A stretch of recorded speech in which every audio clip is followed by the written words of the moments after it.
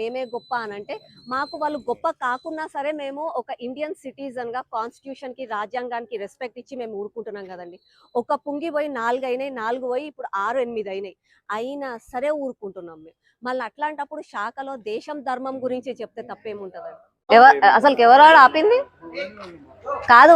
ఇక్కడ కంప్లైంట్ ఇచ్చింది ఎవరు? పోలీసు వాళ్ళకి. అవి కూడా పుంగిలు కూడా తీయమని చెప్దాం.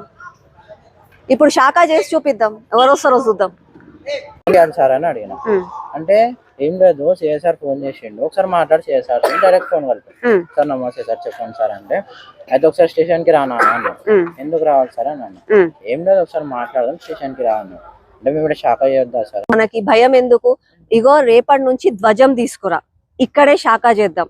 ఇప్పుడు 10 మందే ఉన్నారు, రేపు 100 మంది జమ అయ్యేటట్టుగా మనం చూద్దాం. ప్రతి రోజు ఇక్కడే శాఖ చేద్దాం. మేమందరం కూడా నీకు సహకరిస్తాము. మీరు మాత్రం ఎవ్వరికి భయపడేది లేదు. ఎవరన్నా వచ్చి మిస్టేక్ గా ఈడ శాఖ చేయొద్దు అంటే ఎందుకు చేయొద్దు, ఎవరికి ఏం నొప్పి అవుతుంది అని అడుగు.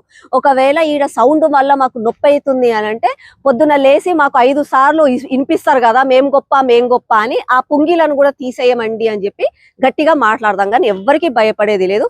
మనం ఒక్కరిని ఏమనం, వాళ్ళు మన జోలికి వస్తే మాత్రం ఊక్కునేది లేదు. ఊరుకుంటున్నాం కదండి. ఒక పుంగి పోయి 4 అయినాయి, 4 పోయి ఇప్పుడు 6, 8 అయినాయి. అయినా సరే ఊరుకుంటున్నాం మేము.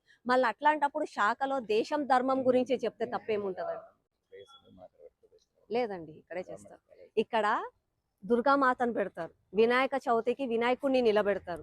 ఇక్కడ మీరు ఒకవేళ శాఖ చేయలేదనుకోండి, మళ్ళా మీరే పెట్రోలింగ్ బండి పంపించి ఇక్కడ న్యూసెన్స్ అవుతుందని చేయాలి. కనీసం శాఖ అయితేనన్నా పిల్లలు అలా కాకుండా సమాజంలో మంచిగా పద్ధతిగా ఉండగలుగుతారు. ఉండదు కంటెంట్ అంటే ఆర్ఎస్ఎస్ అనే ఒక అపోహ కానీ ప్రజలల్లో.